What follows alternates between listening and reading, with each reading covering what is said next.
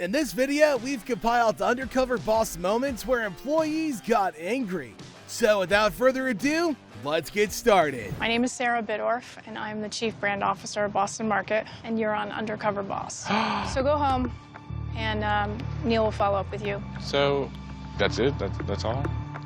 In the Undercover Boss episode, Boston Market, an employee found himself at the center of controversy after a rant about his disdain for customers led to his dismissal on national television.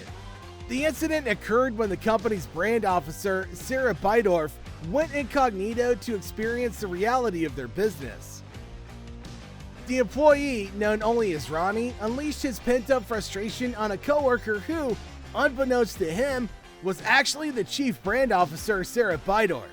Ronnie's outburst was filled with anger and bitterness as he expressed his deep-rooted hatred towards customers, declaring, "I literally hate customers more than anything in the entire world. I hate them so much. They're terrible." They're customers, they're not anything special.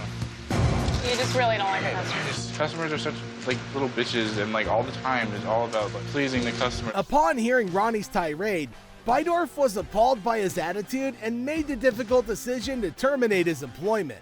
She emphasized that having someone who despised customers serving guests was completely contradictory to the values of Boston Market.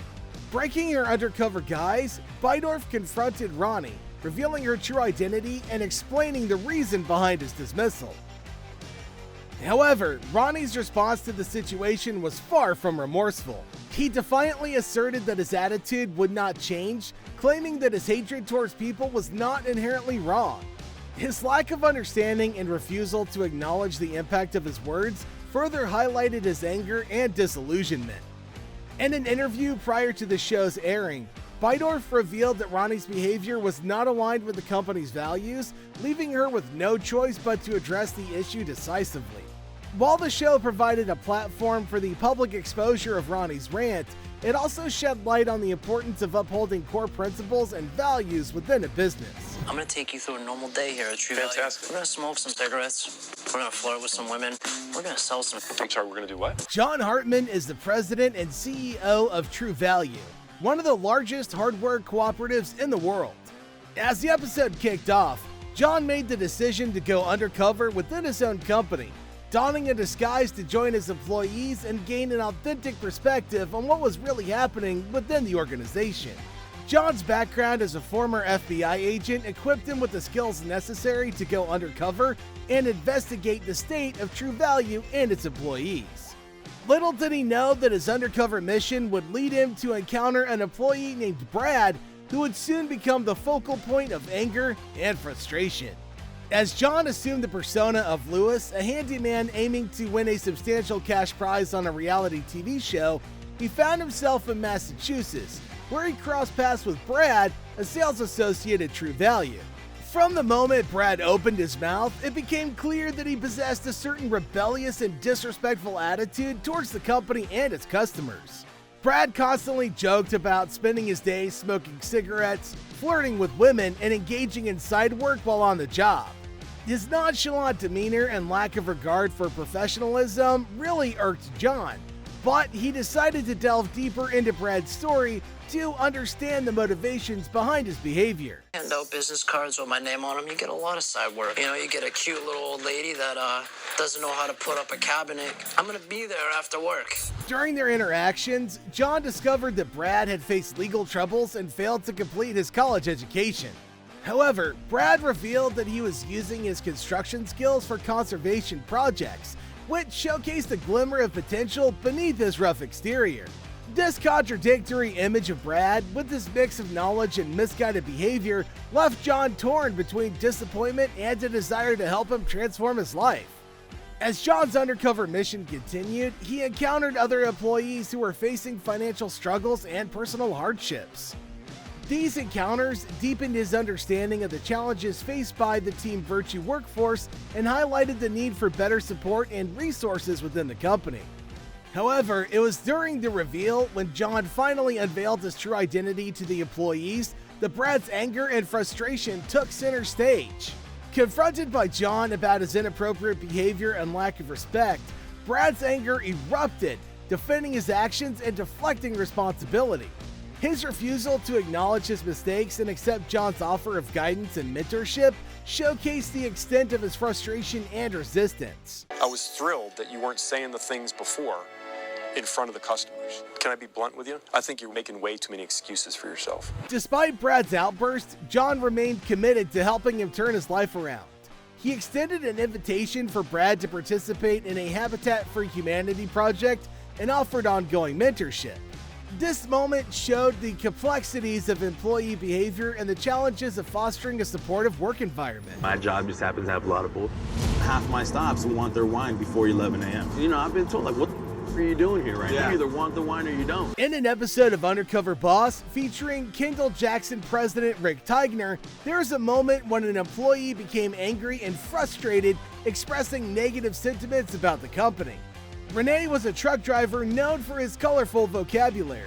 Despite his outburst, Renee was not fired, and the show provided an update on a situation. The people in the office think the drivers are lazy. After a 16-hour day and they try to give you attitude, I mean, the first thing that comes to your mind is you. During the episode, Renee had been assigned to work in different departments, which led him to develop a more efficient method for handling delivery paperwork. Tigner acknowledged that Renee's candid comments during his undercover experience were a reflection of his genuine feelings and concerns. Tigner recognized the need for improvement in certain areas and expressed a commitment to addressing these issues. The one comment he made today was, who cares about customer service? It was all about emptying the truck. He talked about the one customer and really kind of telling him off a little bit. For me, that was a little shocking. However, some viewers expressed skepticism about Renee's future with the company.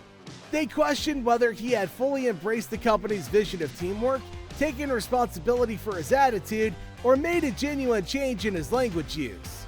Although the episode did not provide explicit details, a visit to Kendall Jackson's website revealed that Renee had resumed his position as a truck driver. There has been instances where you're gonna want to strangle and slap a kid.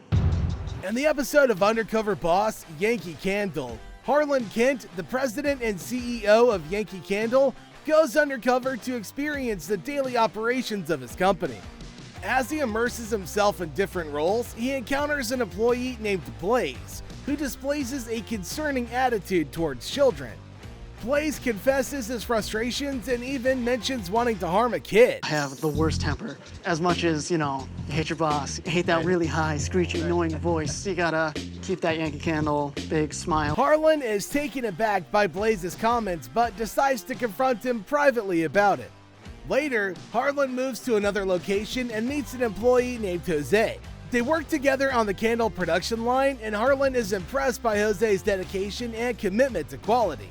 During their conversation, Jose expresses his belief that advancement within the company requires brown-nosing, which he finds unfair.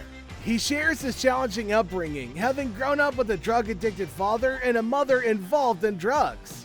Despite all of these struggles, Jose believes that they've made him stronger. My dad was a heroin addict. I was 16. He died in 1995 of AIDS. 14 to 16, we kind of dealt with seeing him die slowly. Harlan visits Jose's martial arts studio, where he started to inspire and guide children. Harlan is touched by Jose's efforts and the humble state of the studio, which was funded through a community-driven fundraiser. In another store, Harlan meets Megan, an employee who has concerns about the store's condition and management's lack of response. Together, they work on improving the store's appearance, and Megan reveals her personal struggles, including owning a struggling tattoo shop and dealing with epilepsy. They discuss her desire to make a positive impact in people's lives. Hi, I'm Dan. Nice to meet you, Dan. I'm Megan. Come on in. Megan. All right, we've got about 24 minutes to open. Okay. So we need to get the floor vacuum and make sure that everything looks good. Lastly, Harlan visits a store in Pennsylvania and interacts with an employee named Dan. While observing Dan's work, Harlan notices that the store frequently lacks the necessary materials for setting up displays. During their lunch break, Harlan learned more about Dan's personal life. Dan revealed that his father had passed away and he had the responsibility of feeding his mom and his little sister. Right now at the house, it's me, my mom, and my little sister. What's your dad? He passed away last June. After completing his undercover journey, Harlan gathers all the employees at the flagship store to reveal his true identity as the CEO. He individually meets with each employee and addresses the concerns and challenges they shared during his undercover experience.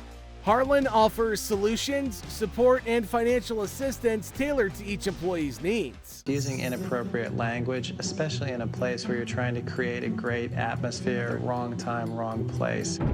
Other than the situation at hand, I never use any inappropriate language. Yeah, just drop it from your everyday use. While the episode showcases Harlan's efforts to make a positive impact on his employees' lives, the moment that stood out was when Harlan discovered Blaze's inappropriate comments about children.